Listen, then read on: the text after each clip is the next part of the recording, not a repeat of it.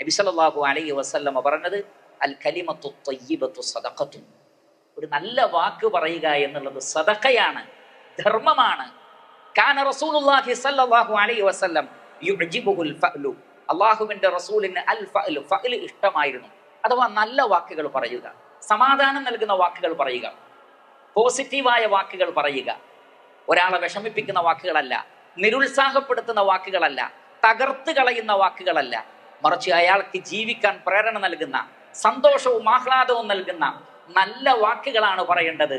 വഖൂലു ലിന്നാസി ഹുസ്നാ, ജനങ്ങളോട് ഏറ്റവും നല്ല വാക്കുകൾ പറയൂ. വഖുൽ ഇബാദി യഖൂലു ലതി ഹിയ അഹ്സൻ, എന്റെ അടിമകളോട് പറയൂ ഏറ്റവും അഹ്സനായ, ഏറ്റവും നല്ല വാക്കുകൾ പറയട്ടെ. വാക്കുകൾ വളരെയധികം മുറിവേൽപ്പിക്കുന്നതാണ്. മോശമായ വാക്കുകൾ പറഞ്ഞു കഴിഞ്ഞാൽ പറഞ്ഞ ആൾക്കും പിന്നീട് വിഷമമുണ്ടാകും, കേട്ടവർക്കും വിഷമമുണ്ടാകും.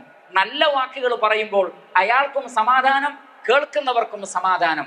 ആ നിലക്ക് സ്വയം സമാധാനമടയുവാനും മറ്റുള്ളവർക്ക് സമാധാനം നൽകുവാനും മുസ്ലിമീങ്ങൾക്കേ സാധിക്കൂ. ഇസ്ലാം എന്ന പേര് കൊണ്ട് അർത്ഥമാക്കുന്നത് അതാണ്.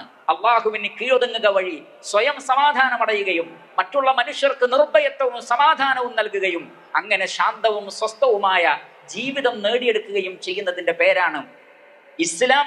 അങ്ങനെയുള്ളവരുടെ പേരാണ് മുസ്ലിമീങ്ങൾ എന്ന് മനസ്സിലാക്കി നാം ഉൾക്കൊള്ളുക. അല്ലാഹു സുബ്ഹാനഹു വ തആല നാം ഏവരെയും അനുഗ്രഹിക്കുമാറാകട്ടെ.